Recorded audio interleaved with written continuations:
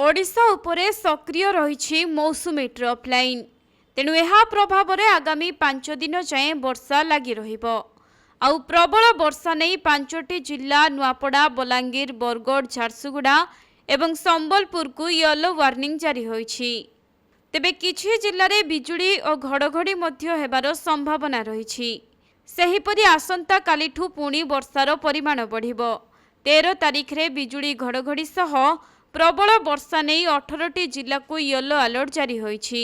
परे 14 तारिख रे 4टी जिला मयूरभंज, केन्दुझर, बालेश्वर और सुंदरगढ़ को चेतावनी जारी होईछि।